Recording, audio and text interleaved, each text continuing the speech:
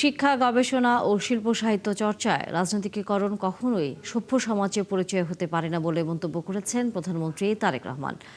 রাজধানীর ওসমানী স্মৃতি মিলনায়তনে ২১শে পদক প্রদান অনুষ্ঠানে তিনি কথা বলেন। জ্ঞান, বিজ্ঞান কিংবা শিল্প সাহিত্য গবেষণাকে আরও বিকশিত করতে তার সরকারের পরিকল্পনার কথাও জানান প্রধানমন্ত্রী। আজ ৯ ব্যক্তি ও ১ প্রতিষ্ঠানকে এই পদক দেয়া হয়। আরও জানাচ্ছেন মোহাম্মদ হোসাইন। ভাষা, শিল্পকলা ও সাহিত্য সহ জাতীয় জীবনের বিভিন্ন ক্ষেত্রে অসামান্য অবদানের স্বীকৃতি স্বরূপ দেয়া হয় দেশের দ্বিতীয় সর্বোচ্চ বেসামরিক সম্মাননা ২১শে পদক। এবছর ৯ জন বিশিষ্ট ব্যক্তি ও একটি প্রতিষ্ঠানকে মর্যাদাপূর্ণ এই পদকের জন্য মনোনীত করে সরকার।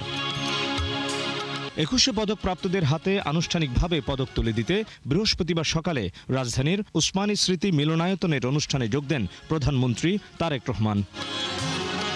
প্রধান অতিথির বক্তব্যে মহান ভাষা আন্দোলনে আত্মদানকারী ভাষা শহীদদের কৃতজ্ঞতার সঙ্গে স্মরণ করেন প্রধানমন্ত্রী।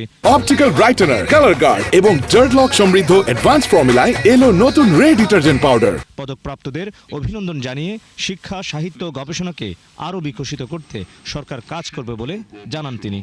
শিক্ষা, গবেষণা এবং শিল্প সাহিত্যের চর্চাকে আরও বেগবান করতে রাষ্ট্র এবং সরকার তার দায়িত্ব অবশ্যই পালন করবে। আমি বিশ্বাস করি শিক্ষা, গবেষণা এবং শিল্প সাহিত্য চর্চাকে রাজনীতিকরণ করা কখনোই সভ্য সমাজের পরিচয়ক নয়। জ্ঞান বিজ্ঞানের সব শাখাকে এগিয়ে নিতে গণতান্ত্রিক রাষ্ট্র বিনির্মাণে তার দেয়া প্রতিশ্রুতির কথা আবারও উল্লেখ করেন তিনি।